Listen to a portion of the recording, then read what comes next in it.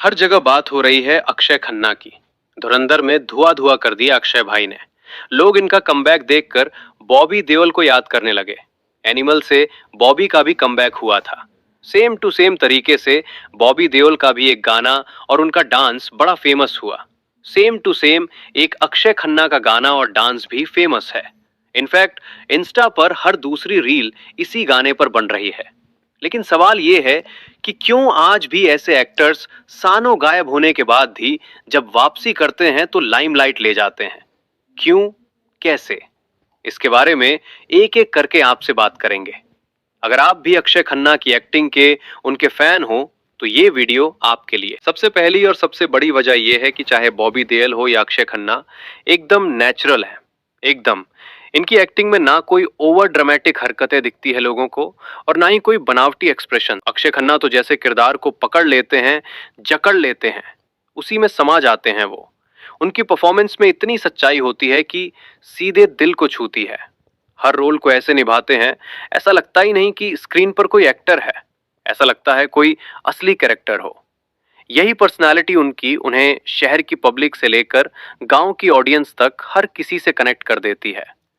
अक्षय की बात करें तो द फिर धुरंधर में रहमान डकैत का दमदार इंटेंस रोल, हर बार वो स्क्रीन पर कहीं ना कहीं चिपक जाते हैं।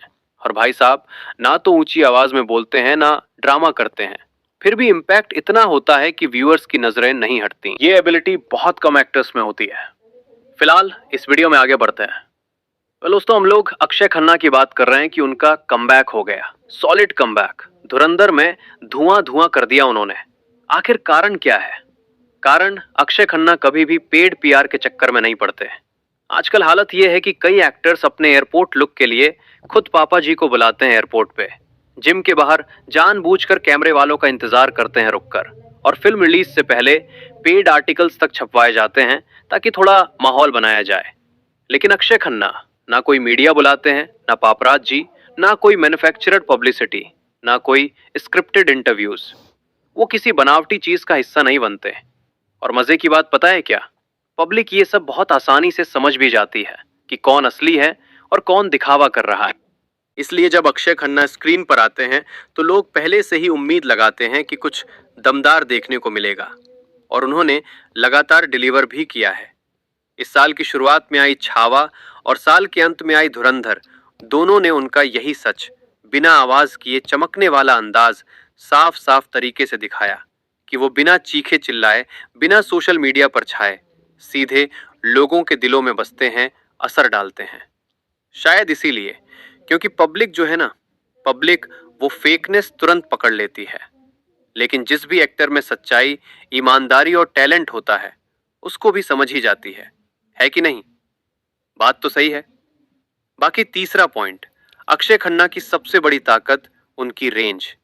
वो जिस भी किरदार में उतरते हैं, ऐसा लगता है कि उसी दुनिया में जन्म लिया हो। हंगामा में एक साधारण सा टीवी सेल्समैन बना दो, या छावा में औरंगजेब का किरदार, उनकी आंखों का ठहराव और चेहरे की सख्ती खुद ही पूरा माहौल बदल देती है। यहाँ सेक्शन 365 में कोर्ट रूम में वकील बनकर वो हर डायलॉग को इतनी पकड़ और सीरियसनेस से बोलते हैं कि पूरी कहानी का वेट उन्हीं के कंधों पर आ जाता है। दृश्यम की बात करें तो उसमें एक ऐसे पुलिस वाले का किरदार वो निभाते हैं, एक ऐसे पुलिस ऑफिसर बनते हैं कि उनकी चुप्पी भी ताकतवर लगती है। रोमांटिक किरदार की बात करें तो सॉफ्टनेस भी दिखाते हैं, वो भी बिना किसी बनावटी जेस्चर के। और जब वो किसी डार्क कैरेक्टर या विलन की तरफ जाते हैं तो अच्छे अच्छे डर को भी महसूस करा देते हैं, है कि नहीं? मतलब इतनी बारीकी से ये काम, ये रोल सिर्फ अक्षय खन्ना ही कर सकते हैं। पूरी पर्सनैलिटी उनकी बदल जाती है एक रोल से दूसरे रोल में जब वो शिफ्ट होते हैं, और यही वर्सेटैलिटी उन्हें भीड़ से अलग और बेहद स्पेशल बनाती है, जिसे लोग हमेशा पसंद भी करते हैं। और हेलो, इंडस्ट्री कुछ भी कहे, अक्षय खन्ना को सच में फर्क नहीं पड़ता। फिर चाहे कोई एक्टर ये कहे कि कहाँ गायब हो। इंटरव्यू भी बड़ा वायरल है, जहां उनसे स्टारडम और सक्सेस के बारे में जब पूछा गया तो उन्होंने एक बड़ी इंपॉर्टेंट बात बोली है, जो हम सब के लिए लाइफ में एक लेसन की तरह, सीख की तरह है। उन्होंने पता है क्या कहा? उन्होंने कहा, अगर कोई 500 करोड़ का बिजनेस कर रहा है तो क्या वो जब तक टाटा और अंबानी जितना बड़ा नहीं हो जाता, क्या वो सक्सेसफुल नहीं है? अगर कोई एक्टर लीड रोल कर रहा है, अच्छा काम कर रहा है, तो क्या वो सक्सेसफुल नहीं है तब तक जब तक कि वो शाहरुख ना बन जाए? यानी ये जो 2 पॉइंट्स उन्होंने बोले हैं, ये बात बताती है कि वो किस नजरिए से दुनिया को देखते हैं और ये नजरिया उन्हें अलग बनाता है। क्या बात है सर। यही वजह है कि अक्षय खन्ना फेम के पीछे नहीं भागते, अपने टैलेंट से हर बार चमकते हैं और जब वो स्क्रीन पर आते हैं तो जनता भी उनसे जुड़ जाती है।